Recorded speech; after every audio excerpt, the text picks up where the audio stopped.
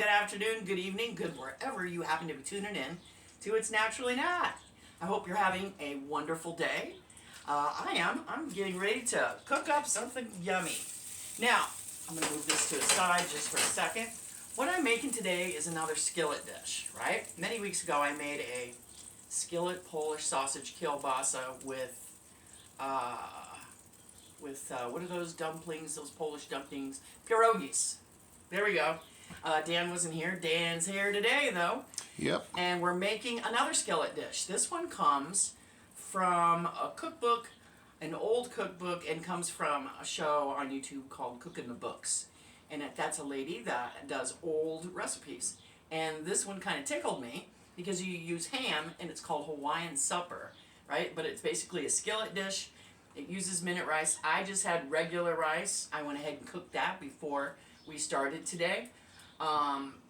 But I'll probably put well, we'll figure it out. I'll have the recipe down below. I don't know if I'll put her dish that took the minute rice or my dish, which has regular rice. I don't know what most people use. You tell me. What do you use, minute rice, or do you use your own rice that you cook 20 minutes in a pan? Right? I don't do rice, so I use neither. Yeah, I don't do rice too often either. But you could probably serve this without the rice. I think it's best with the rice because it has a sauce. And it's a sweet and sour ham Hawaiian supper. I think she said the recipe came out in 1958, which probably would make sense. Everything was Hawaiian then. What tickled me was it has a Tiki feel to it. And then the Tiki period was in the 50s and early 60s. And so, because of the peppers in it, we just gotta make it. We gotta make it. So you'll want 2 tablespoons of butter that you'll want to melt in a big skillet for this skillet dish. Get rid of that old Easter ham you have in the freezer. This dish takes 2.5 cups of what they call slivered ham, which just means cut like this. Okay? We're gonna go ahead and we're gonna saute the ham in the butter.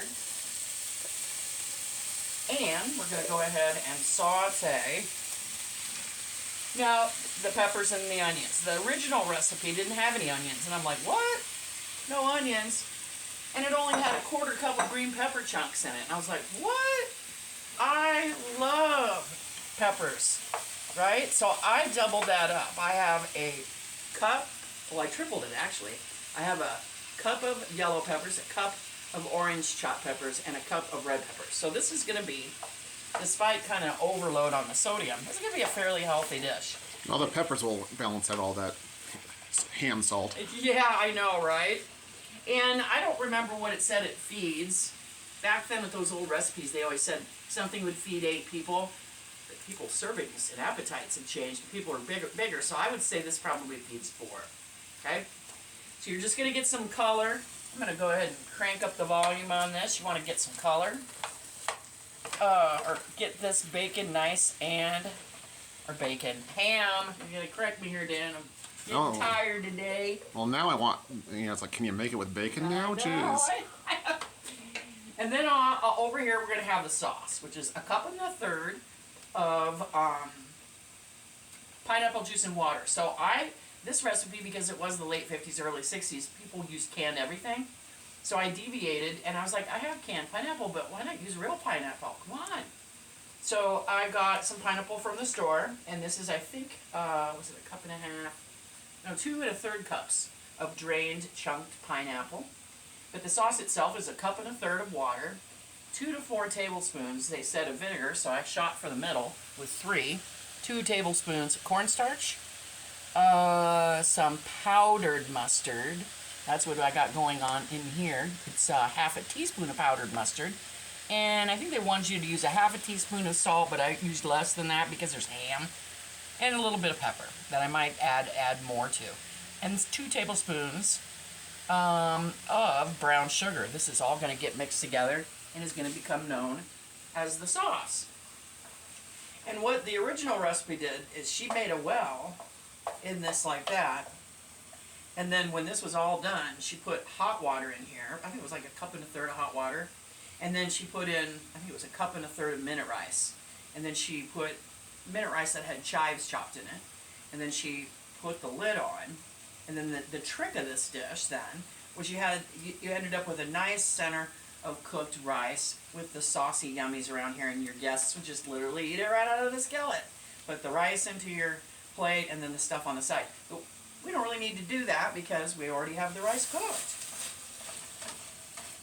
And if we like this dish, and I hope we really like it, I'm going to also make this dish again for company, because look at how festive and summery it is. And again, it gets rid of your ham that you had for Easter that you tossed in the freezer and then forgot about it, right? I got a lot of ham to use up left over, and that's what I'm going to do with this right here. She used deli ham, so it was thinner. And then she said when she did this step, then it got browner, better, because it's thin, super, super thin. But, you know, I didn't have that. I had regular Easter ham, and that's what this is, and that's how we'll go about here. You can probably, I'll bet this would be good with just a little bit of garlic powder in it. So I'm going to put a little bit of garlic powder in it. She didn't have that in the recipe, and she always mentions too, and I agree with her. If you like old cookbooks, sometimes they didn't season things the way we do today. They leave out pepper or don't use enough salt. I'm going to put my glasses on and take a better look at it. We'll see how those are nice and high heat here. We'll see how this is softening up here. I can't tell using a wooden spoon. It's got a little ways to go. It's got a little ways to go. In fact, if you wanted to speed this up, you could put a lid on it now. I don't have a lid for this big pan. It never came with one. But you could throw a piece of tin foil over it. If you do that, that's going to steam this. So that's the only thing. I don't want to steam this. I just want to get this soft. It smells pretty good in here, doesn't it, Dan? It does. I do believe, you know, Rosie and Dakota agree, because they're sticking around for this. Well, they're hoping ham's going to fall on the floor. They are truly hoping. That is getting there. We can go ahead and make our sauce.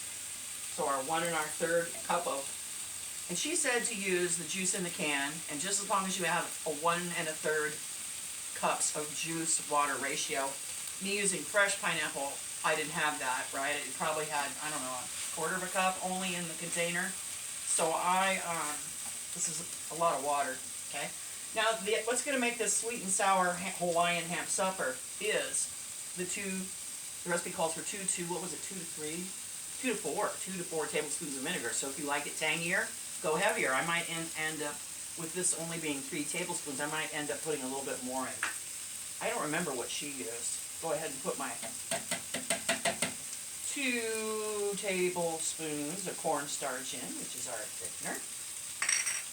Go ahead and add my 2 tablespoons of brown sugar. And I hope it dissolves really well, because it's kind of old, right? I need to get another one of those little teddy bears that are made out of like terracotta that go into your brown sugar. You get them soaking wet, dry them off, and then they keep your brown sugar soft. I only have 1. I need 2. I have never heard of those. I've heard of the piece of bread trick, but oh, this works way better because the bread dries out right away. But the little terracotta teddy bear, and it may not be terracotta, but it looks like terracotta, like what your flower pots are made out of. Retains the wetness just like a pot, terracotta pot, and then that keeps your brown sugar dry, or keeps it pliable. That's what you want it, right? You don't want it to stick together. Now you can see on the bottom of the pan, we're getting some fond from the ham and mainly from the ham. So that's the brown stuff? Yes, and that's always flavored. Can you repeat that word? Fond, F-O-N-D. So it's something you're fond of. Fond?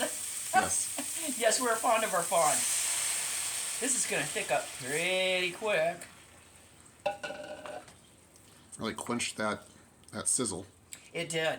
And I'm going to scrape up these good bits because this is about done. Except for, I'm going to go ahead and add the pineapple. So this is like a meat and fruit dish that not everyone agrees is a good combo. Right. If you're from the team, if you're from Team Pineapple on Pizza, you're probably all about this. But she said in her video that, she said, I'm going to maybe even thicken this up just a titch more because, well, I'm going to keep this out handy, my cornstarch. We're going to see how it goes about here. It looks like it could use a little more. See how that fond came up? See? All gone. Yeah. All gone into the sauce. If you like your sauce a little bit thicker, make a little bit more of the slurry thickening agent. Just make sure it's 50-50 with water and with the cornstarch. Maybe not a little bit of that. What was it, maybe a teaspoon? What was it look like, Dan? Teaspoon About of water? that, yeah. Okay, I'm going to make that just a little thicker. This is my own personal preference. You can see it's already pretty thick, but I like mine just a little thicker. Oh boy. Woo! That thickened it up. That is thick. This is so summery looking. I can't wait to dig into this. It smells really good. It does. I'm going to taste it to see if it's at the bittery, or at the acidic level that I think that will like. Yep. 3 tablespoons of vinegar. Made it just right, I think. I'm going to go ahead and kill the heat on this.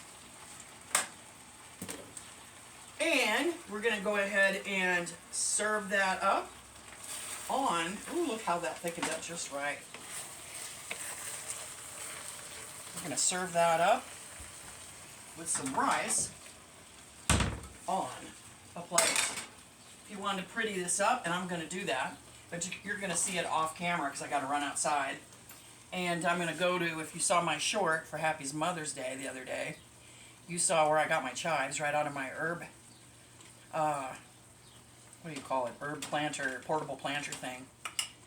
And because that's going to make this look really pretty.